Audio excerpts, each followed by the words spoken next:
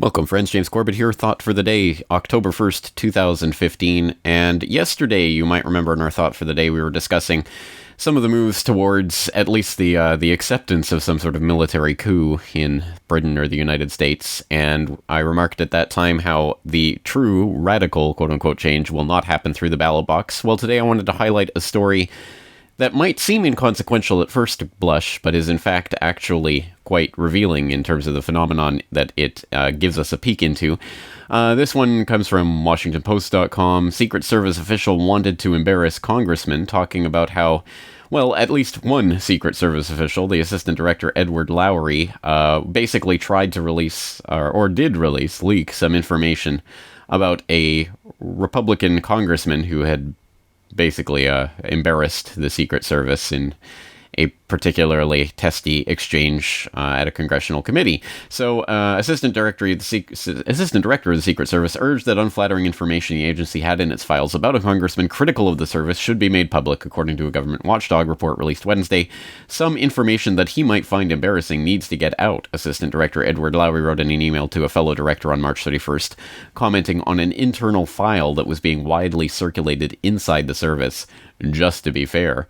And then 2 days later, there was a news report about this Republican Congressman Jason Chaffetz and how he had applied to be a Secret Service agent in 2003. That was part of a personnel file that was stored in a restricted Secret Service database and required by law to be kept private. Well, haha.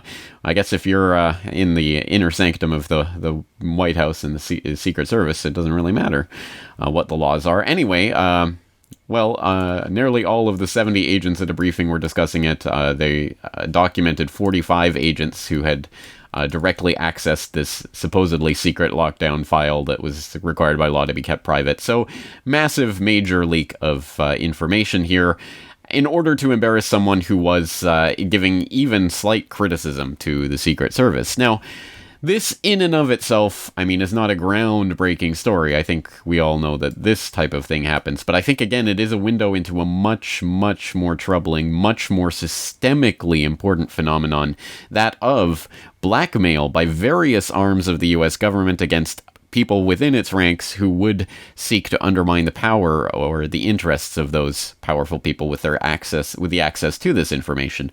One example of this phenomenon that we documented a couple of years ago was an interview with NSA whistleblower Russ Tice, where he talked about the NSA and how he had been involved in the NSA's wiretapping on a number of different U.S. Governmental officials, journalists, congressmen, judges, Supreme Court members, every single member of the Supreme Court, White House staff, and a number of law firms and lawyers around the country, as well as some names that you'll probably already know. In your interview on Boiling Frogs Post, you mentioned specifically General Petraeus? Yes, they went after senior military leaders. With my satellite stuff, I saw how they went after the State Department. They went after Colin Powell, Secretary of State. They went after General Saseki. And then on the terrestrial side, I saw the paperwork as they were going after General Petraeus. Was Barack Obama targeted by this? Yes, he was. As a matter of fact, that was in 2004, probably late summer time frame.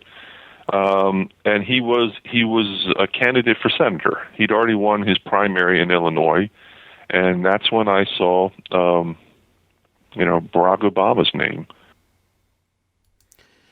All right. Again, there's more information, obviously, in that report and in the reporting that I was doing at that time generally, including a conversation that I had with Sibel Edmonds on this phenomenon of government blackmailing and how information can be used to basically tell people, what to do or what not to do, what to say, what not to say, to circumscribe those limits by, of course, the FBI, the CIA, the NSA, all of these intelligence agencies with access to all of this intelligence information collected through wiretaps and surveillance and what have you, that collects all of the dirt on these people and keeps them in line. Now, as I say, this is an extremely important phenomenon, and one of those that when you bring it up, people tend the keyboard warriors on the internet tend to say, well, of course, we know they're all corrupt, they're all sleazebags. But somehow they still get excited by this selection that comes around every 4 years, as if Donald Trump or anyone else means anything in a system like this. I mean, even without the morality of statism and voting, I mean, just the idea that there will be any change whatsoever to the status quo in a system that is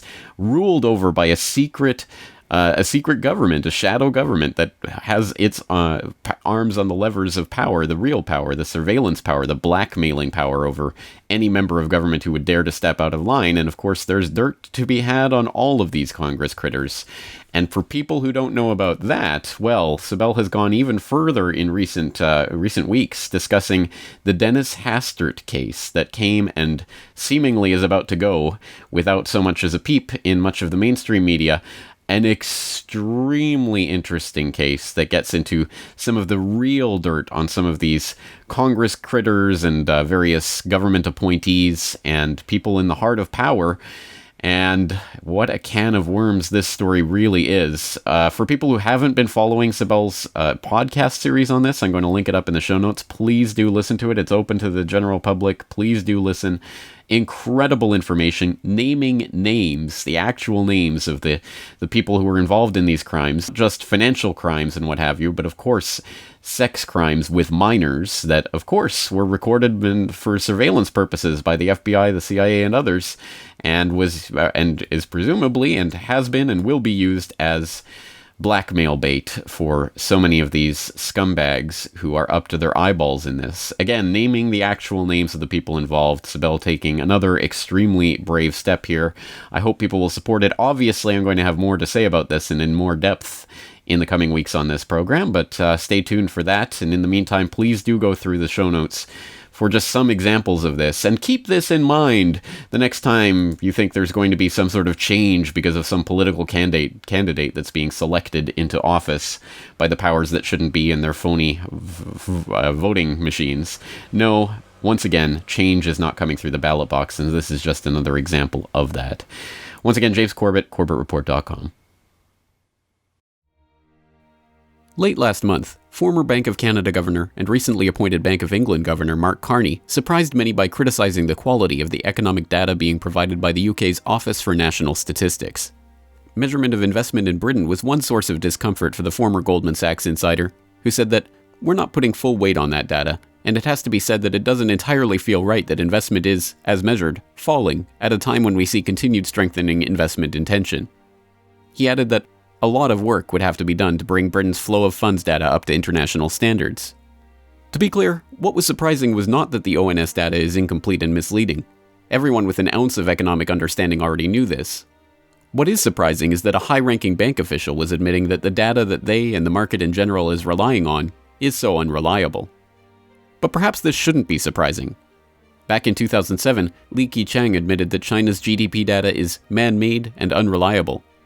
Then head of the Communist Party in Liaoning province, Keqiang reportedly told US Ambassador Clark Randt that China's GDP numbers were for reference only. Keqiang is now the premier of China, but oddly has clammed up about the country's cooked books since taking the office. More common than blatant admissions that the data is made up are revisions to the data that take place weeks or even months after their original release. That happened earlier this week, when the Japanese government quietly revised their third-quarter GDP growth figure to 1.1%. Last month, they touted a 1.9% growth rate, widely reported at the time as a respectable figure for the perpetually moribund Japanese economy. In the end, most people only ever see politicians gloating over the latest, greatest stats as they are released. Few, if any, notice the revised figure weeks later, when it's buried in the back of the newspaper. Perhaps the most obvious example of this phenomenon in the American context is in the unemployment figures. By manipulating the criteria for being considered unemployed, the Bureau of Labor Statistics is able to keep the numbers artificially low. Shadowstats.com analyst John Williams calculates that if the government was still using the same standards it was using in 1994 to come up with their unemployment numbers today, the current unemployment rate would be over 23%. This is most clearly seen in the labor participation rate, the percentage of workers actually in the workforce, which reached 35-year lows earlier this year, even as the government's cooked unemployment number continues to drop. Keep this in mind the next time a panel of talking heads try to convince you of how wonderful the economy is, based on the latest government-supplied official statistics. The unemployment rate went down, not because people dropped out of the labor force, but because they created a lot of jobs. It's the third or fourth month in a row that we've had better than expected. For more news and information, please follow the RSS feeds at CorbettReport.com. Subscribe to this YouTube channel, or follow us on Twitter at Corbett Report.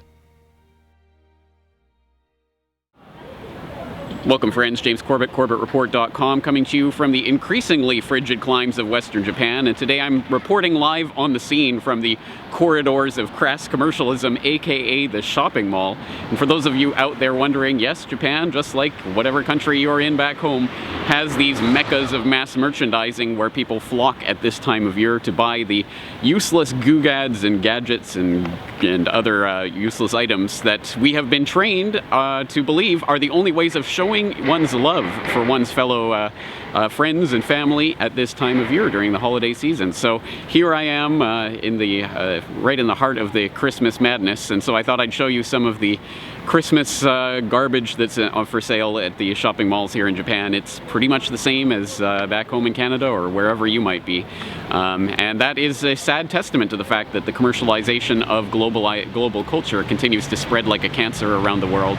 But there are ways of combating this, and I would like to suggest a couple of them to you today. Of course, I'm in the alternative media, and I'm in the business of trying to provide people with information that they can actually use to make informed decisions about their lives. If you value this more so than the crap that they're selling you in these shopping malls, then why not eschew these shopping malls and actually use our power to vote with our dollars for the alternative media. It doesn't necessarily have to be the Corbett Report. It could be whatever independent alternative media you choose to support. And of course, all of my material is completely 100% freely available for download. So if you want, you can download it yourself, make DVDs, send out email links, however you want to get this information out. I'm all for getting the information. Of course, if you do want to support me and the work that I'm doing, then one of the best ways to do it, a win-win situation, is to buy one of my DVDs, several of them for sale, of course, on CorbettReport.com. And it's a win-win situation because not only do I get your support, but you also get something out of the deal. And instead of giving someone some useless googad for Christmas, you can give them something that actually matters, some information. So why not give one of these as a gift? And let's make it a win-win-win situation. We'll add one more win to the mix. For the month of December, anyone who buys one of my data DVDs will get a free 1-year subscription to the Corbett Report subscriber newsletter. So once again, I want to thank all of you guys out there for making this alternative independent media possible. And this year, why don't we give the gift of truth rather than the gift of garbage, slave-made Chinese factory goods? And on that note, that's going to be it for me for today, but thank you so much for listening. Talk to you later.